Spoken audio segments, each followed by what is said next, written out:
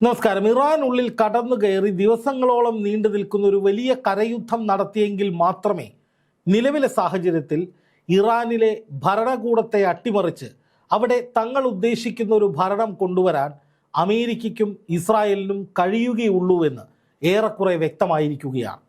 കാരണം ഇന്ന് യുദ്ധം 10ാം ദിനത്തിലെത്തിയിരിക്കുന്നു.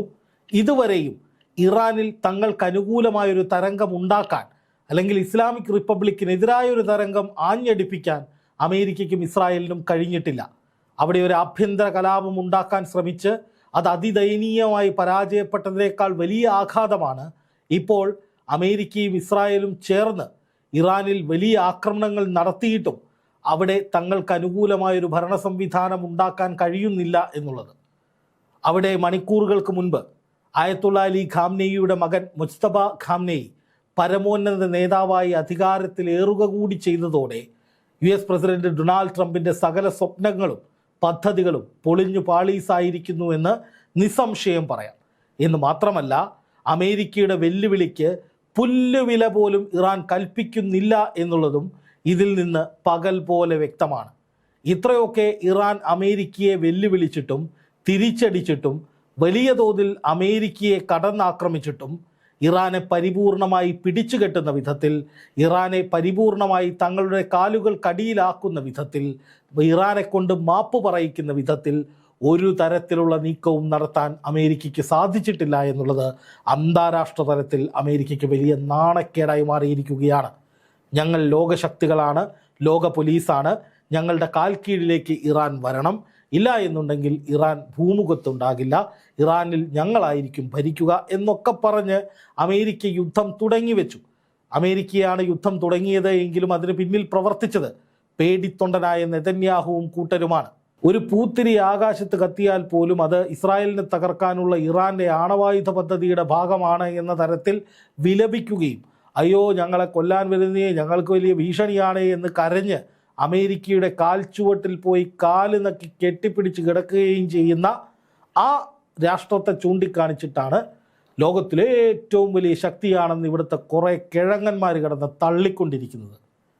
ഇറാൻ്റെ മിസൈലുകളെ ഭയം, ഇറാൻ്റെ ആണവ പരീക്ഷണത്തെ ഭയം, ഇറാൻ്റെ ഏതെങ്കിലും തരത്തിലുള്ള നിലപാടുകളെ ഭയം, അങ്ങനെ പേടിച്ച് പേടിച്ച് പേടിച്ച് ഇങ്ങനെ മുന്നോട്ട് പോകുന്ന ഒരു പ്രഖ്യാപിത ലോകശക്തി വേറെ എവിടെയും കാണാൻ സാധ്യതയില്ല.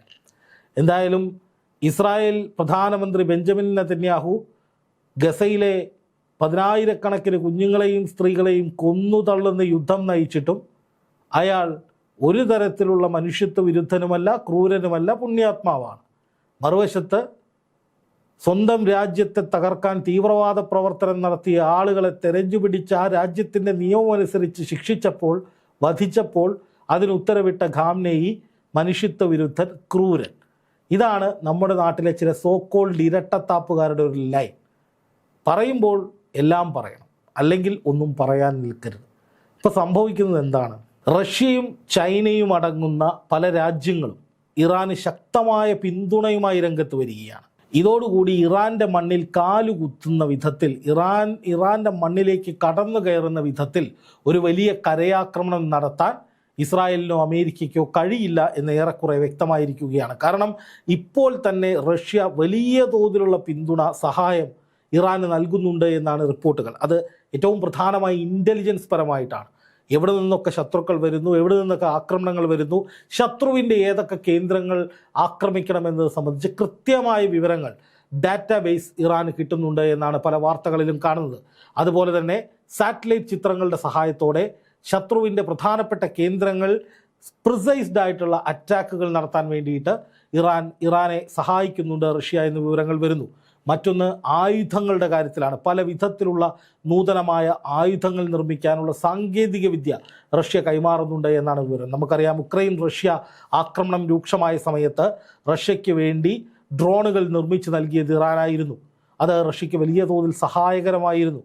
അപ്പോൾ അങ്ങനെയുള്ള റഷ്യ, അല്ലെങ്കിൽ അങ്ങനെയുള്ള ഇറാനെ റഷ്യ കൃത്യമായി ഒരു ആപത്ഘട്ടത്തിൽ സഹായിക്കുമെന്ന് തന്നെ പറയേണ്ടി വരും. പ്രത്യേകിച്ചും ഇറാൻ 6 മാസം നീണ്ടു നിൽക്കുന്ന ഒരു വലിയ ആക്രമണം നടത്തും എന്ന് പ്രഖ്യാപിച്ച സാഹചര്യത്തിൽ നോക്കുക, 6 മാസത്തേക്ക് ഇറാൻ സജ്ജമാണെന്ന്. അവരുടെ മിസൈൽ സിറ്റികൾ മുഴുവൻ ആക്റ്റീവായിരിക്കുകയാണ്. അമേരിക്കയ്ക്കും ഇസ്രായേലിനും സ്കെച്ച് ചെയ്യാൻ കഴിയാത്ത വിധത്തിലുള്ള വലിയ തോതിലുള്ള സന്നാഹങ്ങൾ അവർക്കുണ്ട്. അപ്പോൾ സ്വാഭാവികമായിട്ടും അതെല്ലാം കൂടി ചേർന്നൊരു വലിയ പ്രഹരമേൽക്കുമ്പോൾ അതിനൊപ്പം റഷ്യയും ചൈന ഇറാനെ സഹായിക്കുന്നത് എങ്ങനെയാണ്?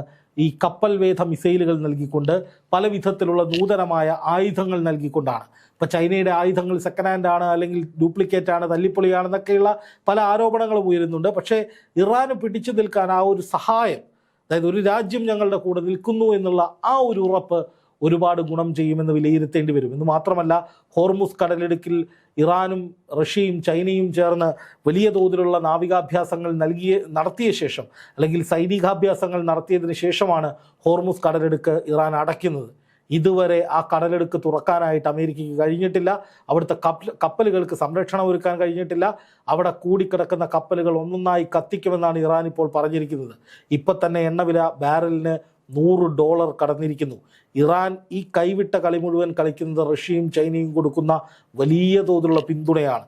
ഉത്തര കൊറിയയും യുദ്ധത്തിലേക്ക് കടക്കാൻ പോകുന്നു എന്നൊക്കെ അഭ്യൂഹങ്ങൾ പലരും പറയുന്നുണ്ട്. അങ്ങനെയൊക്കെ വന്നാൽ അമേരിക്കയും ഇസ്രായേലും കൂടുതൽ ദുർബലമായി പോകും എന്നു തന്നെ വേണം പറയാൻ. ഇപ്പോൾ റഷ്യയും ചൈനയും ഇറാനോടൊപ്പം നിൽക്കുന്നു. റഷ്യ സാറ്റലൈറ്റ് ചിത്രങ്ങളടക്കം കൊടുക്കുന്നു. ഇതോടുകൂടി ഇസ്രായേലിലേക്ക് നടക്കുന്ന അറ്റാക്കുകൾ കുറെ കൂടി പ്രിസൈസ്ഡ് ആകുന്നു. ക്ലസ്റ്റർ ബോംബുകൾ ഉൾപ്പെടെയുള്ള വളരെ നൂതനമായ ആയുധങ്ങൾ ഇറാൻ അവരുടെ ഓരോ ഘട്ടം കഴിയുന്തോറും കൂടുതൽ കടുപ്പമേറിയ ആയുധങ്ങൾ കൊണ്ടുവരികയാണ്. അതായത് ശത്രുവിനെ ആദ്യം കുറച്ച് ചെറിയ ആയുധങ്ങൾ അയച്ച് പ്രകോപിപ്പിക്കും. ശത്രു മാക്സിമം ആയുധങ്ങളെടുത്ത് തിരിച്ചടിക്കും. അവരൊന്ന് തളരുമ്പോൾ ഇറാൻ യഥാർത്ഥ അതിശക്തമായ നൂതനമായ കരുത്തുറ്റ ആയുധങ്ങളുമായി ശത്രുവിനെ ആക്രമിച്ചു തീർക്കും. ഇതാണ് ഇറാൻ്റെ ഒരു യുദ്ധരീതി. ഇത് 12 ദിവസം നീണ്ടു നിന്ന ആ ജൂണിലെ യുദ്ധത്തിൽ നമ്മൾ കണ്ടതാണ്. ആദ്യം ഇറാൻ ഒന്ന് പ്രകോപിപ്പിച്ചപ്പോഴേക്കും, അതായത് ഇറാനിലേക്ക് ഒരു വലിയ ആക്രമണം അമേരിക്ക ഇസ്രായേലും നടത്തി, തിരിച്ച് ഇറാൻ ഒന്ന് പ്രകോപിപ്പിച്ചു. ആദ്യം 2-3 ദിവസം ചെറിയ ആക്രമണങ്ങളായിരുന്നു. പക്ഷെ പിന്നീട് അങ്ങോട്ട് കടുത്ത ആക്രമണങ്ങളിലേക്ക് പോയി.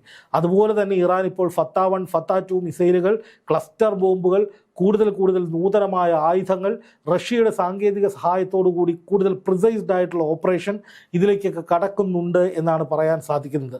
അപ്പോൾ ഇറാൻ്റെ മണ്ണിൽ ഇസ്രായേലും US ഇനി കാലുകുത്താത്ത വിധത്തിൽ റഷ്യയും ചൈനയും ചേർന്നൊരു വലിയ പിന്തുണ ഇറാന് കൊടുക്കുന്നുണ്ട്. അത് പല രൂപത്തിൽ പല ഭാവത്തിലുള്ളതാണ്. അത് ഇറാന് മുന്നോട്ട് പോകാനുള്ള ഒരു വലിയ ഇന്ധനമായി മാറുന്നു എന്ന് തന്നെ വേണം കരുതാൻ. അതോടൊപ്പം ഇസ്രായേലിൽ കൂടുതൽ നാശനഷ്ടങ്ങൾ ഉണ്ടാക്കുന്ന തുടർച്ചയായ ആക്രമണങ്ങൾ നടത്താൻ ക്ലസ്റ്റർ ബോംബുകളടക്കം വിന്യസിച്ച് ഇസ്രായേലിൻ്റെ നാശം വേഗത്തിലാക്കാനൊക്കെ ഇറാന് സാധിക്കുന്നുണ്ട് എന്നുള്ള വിവരവും പുറത്തു വരുന്നുണ്ട്. ഇതിൻ്റെയൊക്കെ ആത്യന്തികമായ അർത്ഥം അമേരിക്കയും ഇസ്രായേലും കരുതുന്നത് പോലെ അത്ര എളുപ്പമല്ല, അത്ര ഈസിയല്ല ഇറാനെ പിടിച്ചെടുക്കുക എന്നുള്ളത്.